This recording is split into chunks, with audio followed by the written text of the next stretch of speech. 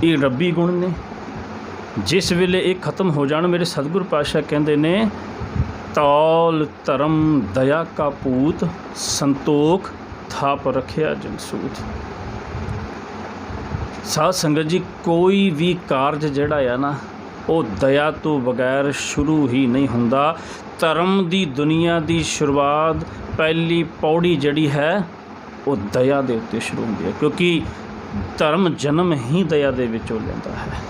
जिन्ना चिर तक साडे अंदर दया नहीं होवेगी, निमरता नहीं होवेगी, सानू नीवें होना नहीं आवेगा, उन्ना चिर तक असीं धर्मी नहीं बन सकते।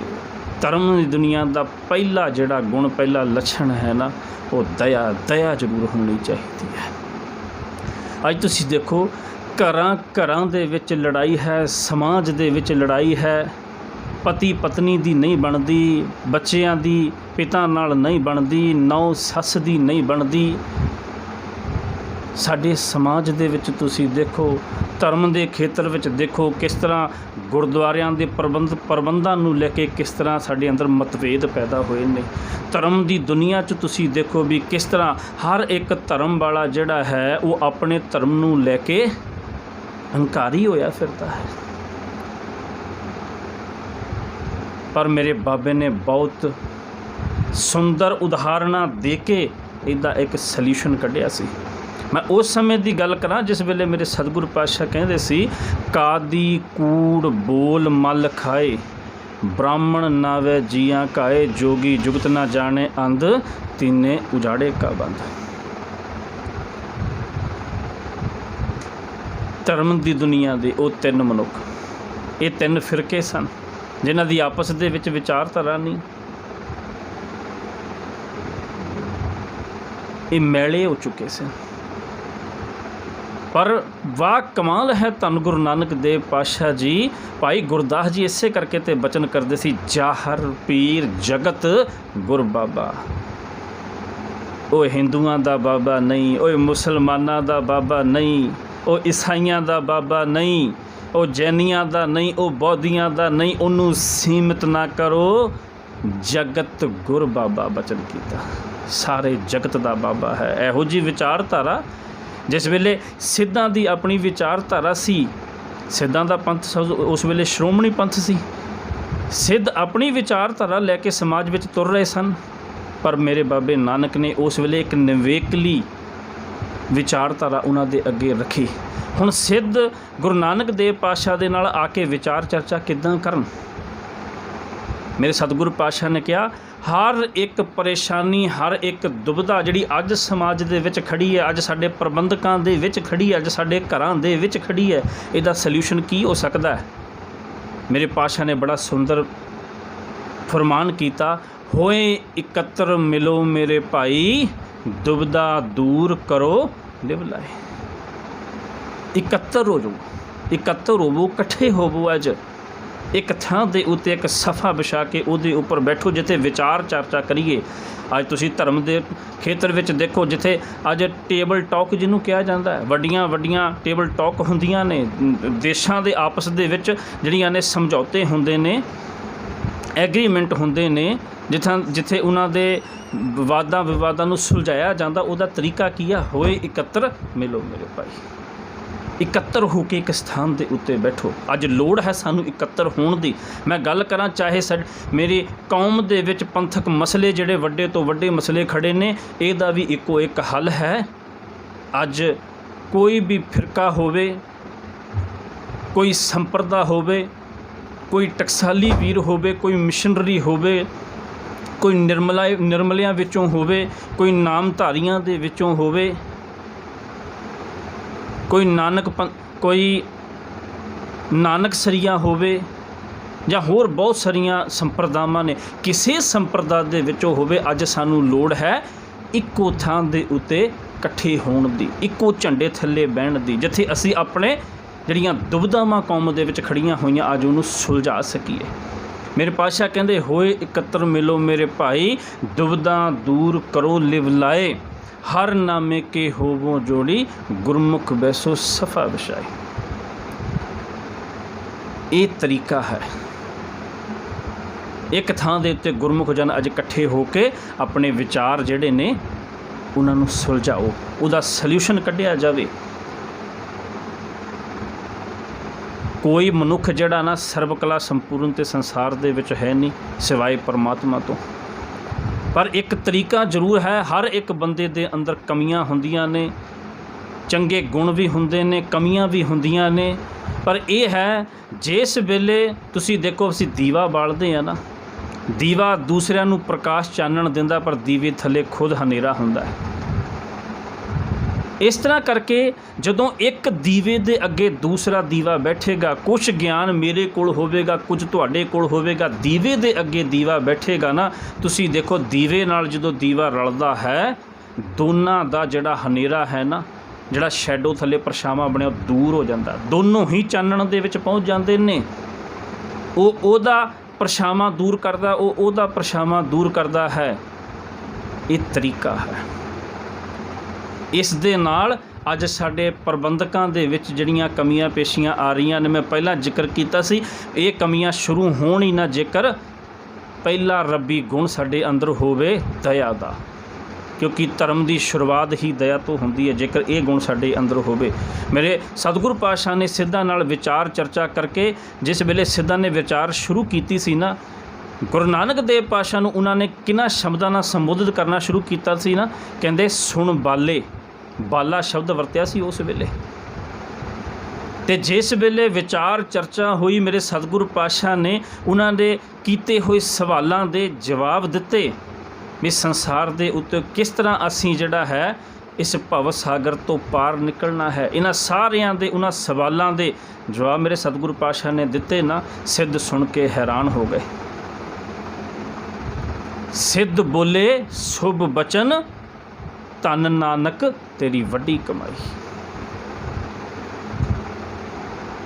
सिद्धां ने शुभ बचन उस वेले बोले। अज असी विचार चर्चा करिए, तुसी देखो लड़ाइयां पै जांदियां ने, लड़न तक तो असी जाने आ, असी एक थां दे उत्ते बहना नहीं चाहते।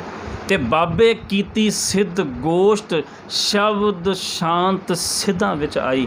बाबे ने इदां जी विचार गोष्ठी कीती, उन्हां दे नाल इदां दे विचार उन्हां दे नाल रखे जिथे इदां दा सल्यूशन निकलिया भी सिद्ध जिहड़े तड़फे होए सन ना, कई सालां तो, कई उन्हां दी तो उमरां बहुत सी 150 200 250 किन्नियां उमरां सन, जटावां बना लीआं, किते पहाड़ां दीआं कंदरां विच बैठे किन्नियां उमरां सन। मेरे पातशाह ने जिस वेले चर्चा की, शब्द शांत, शांति पैदा हो गई। ये विचार चर्चा का फायदा होंदा, जिथे असीं एक थां दे उत्ते बैठीए शांति पैदा हो जाए, घर परिवार दे विच भी शांति पैदा हो जाए, समाज विच शांति पैदा होवे, कौम दे विच होवे। ये तरीका है। ते साध संगत जी, सब तो वड्डी गल मैं करा ना, अज असीं हैगे ते सारे भरा ना, असी बाणी विच किन्नी वार पढ़ते हैं, एक पिता एकस के हम बारक। जदों असी एक पिता दे बच्चे हैं, आपस दे विच भरा आ, फिर एक दूसरे उत्ते चिक्कड़ सुट्टण लग्या असी गुरेज क्यों नहीं करते, किसी नूं नीवां दिखाउण लग्या असी गुरेज क्यों नहीं करते। सानूं पता भी है असी आपस दे विच भरा आ, इक्को परमात्मा दे बच्चे आ। एक दूसरे नूं नीवां दिखाउण वास्ते, एक दूसरे नूं बदनाम करन वास्ते क्यों? क्योंकि मनुख दे अंदर जिहड़ी विकारां दी पकड़ है ना, मनुख नूं छड्डना नहीं चाहुंदा, आप नूं चंगा ते दूसरे नूं माड़ा सिद्ध करना चाहुंदा। ये विचारां दी ते लड़ाई है। ते गुरु अमरदास पातशाह जिथे बचन करदे सन ना, शेखां अंदरों जोर छड्ड, कहते जिहड़ी अंदर दी पकड़ है ना, इनू तू छड्ड। जिन्ना चिर तक ये पकड़ नहीं छड्डेगा ना, विकारां रूपी पकड़ नहीं छड्डेगा, तू क्रोध नूं नहीं छड्डेगा, तू ईरखा नूं नहीं छड्डेगा, तू नफरत नूं नहीं छड्डेगा, तू दूसरे दे विच अपना भरा नहीं वेखेगा, दूसरे दी धी दे अंदर अपनी धी नहीं वेखेगा, उन्ना चिर तक किस तरह असी निवेकले हो सकांगे, सचियारता किद्दां आवेगी। तां ही असी भरा बनांगे ना आपस दे विच। एक पिता एक के बार इसे करके क्या सी ना, असी भरा बनांगे, असी भरा बणीए। अज लोड़ है इन्हां चीज़ां दी। मैं प्रबंध की गल करदा सी क्योंकि अज दे समय दे विच गुरुद्वारियां दे प्रबंधां नूं लैके कमेटियां नूं लैके वड्डे वड्डे विवाद जिहड़े खड़े होए ने ना, भी साडा जेकर साडा कोई प्रबंधक है, कोई कौम दा आगू है, किसी संगठन का आगू है, किसी समूह का आगू है, या कोई साडे लीडर की गल कहीए साडा लीडर किद्दां दा होवे, ते इदां दियां उदाहरणां इतिहास दे विचों मिलदियां ने। असीं इतिहास पढ़ना ही छड्ड दित्ता। कहंदे जिस वेले इस 1700 तकरीबन 33 की गल है, जिस वेले सरदार दरबारा सिंह जी हुणे, नवाब कपूर सिंह वर्गे वो योधे कौम दे विच सन, ते उस वेले मुगलों ने पता की कीता, सोचा भी कहंदे भी सिख थां थां दे उत्ते जिहड़े ने ये आउंदे ने, साडा सरकारी खजाना लुट के ले जांदे ने, किसी तरीके दे नाल इन्हां दे अंदर दो फाड़ कर दईए, इन्हां नूं पाड़ दईए किसी तरीके नाल, की कीता जावे। उन्होंने नवाबी की पेशकश की। भाई दरबारा सिंह ने तो मना कर दिता, कहंदे भी मैं नवाबी नहीं लैनी। जिस वेले संगती रूप दे विच सारी संगत बैठी सी, भाई कपूर सिंह जी कहंदे जिस वेले संगत दे विच बैठे, संगत नूं पक्खा कर रहे सन, हवा कर रहे सन, पक्खा झल्लण की सेवा कर रहे सन, ते संगत ने उस वेले ये बेनती की, पंज प्यारे ने बेनती की, कहंदे भी ये पंथ ने फैसला किया है भी कपूर सिंह नूं जिहड़ी है नवाबी दित्ती जावे, कौम की बागडोर इन्हां दे हत्थ विच दित्ती जावे, मिसलां दी कमान इन्हां दे हत्थ विच दित्ती जावे। ते तुसी देखो साध संगत जी किस तरह का आगू होना चाहिए, साडा गुरुद्वारे का प्रधान किस तरह का होना चाहिए, साडा प्रबंधक कमेटियां दे आगू किस तरह के होने चाहिए, साडे कौम के आगू किदां दे होने चाहिए, साडे जथेदार किदां दे होने चाहिए ने। नवाब कपूर सिंह जी उस वेले क्या कहंदे भी जेकर पंज प्यारियां दे चरणों दे नाल छवा के मैनू नवाबी दित्ती जावे तो मैं ये नवाबी प्रवान करने लई तैयार हाँ, पर मेरी एक शर्त है। कहंदे की शर्त है? मेरी ये शर्त है भी जिहड़ी मैं गुरु दे लंगरां दे विच बर्तन मांजण दी सेवा करदा, भांडे मांजण दी सेवा करदा, पोचा मारन दी सेवा करदा, झाड़ू मारन दी सेवा करदा, घोड़ियां दे वास्ते जिहड़ा मैं चारा लैके आउणा, घोड़ियां नूं नवाउण दी सेवा, उन्हां दी लिद्द चुकण दी जिहड़ी मैं सेवा, जिहड़ी मैं ड्यूटी पहलां तो कर रहा ना, ये ड्यूटी मेरे कोलों नहीं खोनी। मैनू नवाबी प्रवान, पर जिहड़ी मैं सेवा पहलां तो कर रहा ना, ये सेवा नहीं मैं छड्ड सकदा, इस शर्त दे उत्ते मैं नवाबी लवांगा। ते उस वेले पंज प्यारियां ने बड़े खुश हो के नवाब कपूर सिंह नूं उस वेले नवाबी सौंपी सी। इहो जे साडे आगू होने चाहिए आ, असीं ते सेवा पहलां तो नहीं करदे।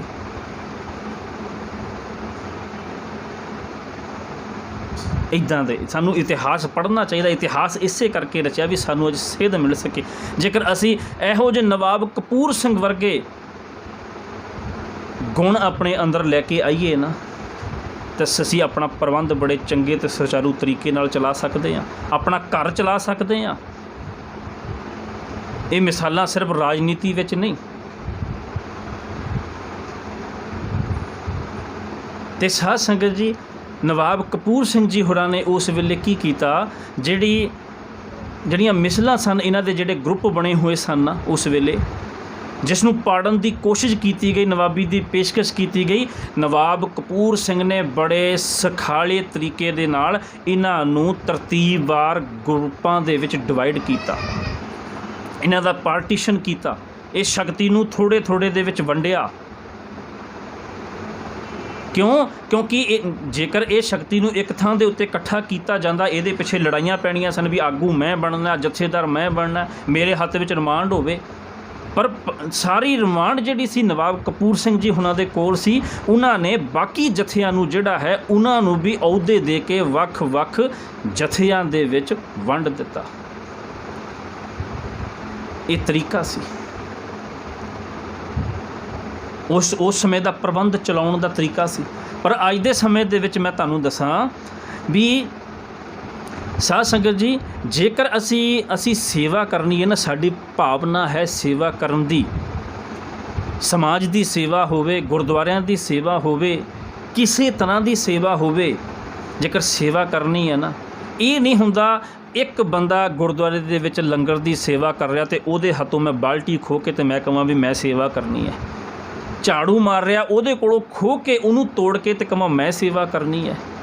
ਇਸ ਤਰ੍ਹਾਂ ਨਹੀਂ, ਦੂਜੇ ਨੂੰ ਤੋੜ ਕੇ ਸੇਵਾ ਨਹੀਂ ਕੀਤੀ ਹੁੰਦੀ। ਸਤਿਗੁਰ ਪਾਤਸ਼ਾਹ ਕਹਿੰਦੇ ਨੇ ਸੇਵਾ ਕੀਤੀ ਸੰਤੋਖੀ, ਜਿਨੀ ਸੱਚੋ ਸੱਚ ਧਿਆਇਆ। ਵੀ ਉਹ ਸੰਤੋਖੀ ਮਨੁੱਖ ਦੀ ਕੀਤੀ ਹੋਈ ਸੇਵਾ ਸੱਚ ਹੈ, ਜਿਹਨੇ ਸੱਚੋ ਸੱਚ ਧਿਆਇਆ। ਉਨੀ ਮੰਦੇ ਪੈਰ ਨਾ ਰੱਖਿਓਨ ਕਰ ਸੁਕ੍ਰਿਤ ਧਰਮ ਧਿਆਇਆ। ਉਹ ਤੇ ਮਾੜੇ ਪਾਸੇ ਨਹੀਂ ਜਾਂਦੇ।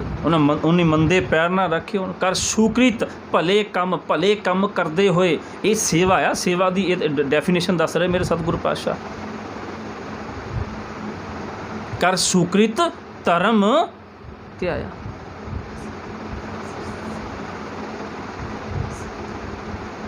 ਇਹ ਤਰੀਕਾ ਹੈ, ਇਹ ਸੇਵਾ ਦਾ ਤਰੀਕਾ ਹੈ।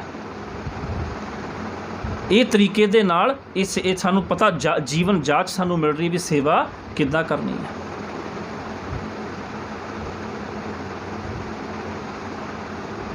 ਉਨੀ ਮੰਦੇ ਪੈਰ ਨਾ ਰੱਖਿਓਨ ਕਰ ਸੁਕ੍ਰਿਤ ਧਰਮ ਕਮਾਇਆ। ਉਨੀ ਦੁਨੀਆ ਤੋੜੇ ਬੰਧਨਾ ਅੰਨ ਪਾਣੀ ਥੋੜਾ ਖਾਇਆ। ਉਹਨਾਂ ਸੰਸਾਰ ਦੇ ਨਾਲ ਜਿਹੜੇ ਬੰਧਨ ਸੀ, ਜਿਹੜੇ ਮਾਇਆ ਦੇ ਮੋਹ ਦੇ ਬੰਧਨ ਸਨ, ਉਹਨਾਂ ਨੂੰ ਤੋੜ ਦਿੱਤਾ। ਅੰਨ ਪਾਣੀ ਥੋੜਾ ਖਾਇਆ। ਉਹ ਸਵਾਦਾਂ ਦੇ ਵਿੱਚ ਨਹੀਂ ਪੈਂਦੇ ਹੁਣ। ਤੂੰ ਬਖਸ਼ੀਸ਼ੀ ਅਗਲਾ ਨਿਤ ਦੇਵੈ ਚੜੇ ਸਵਾਇਆ।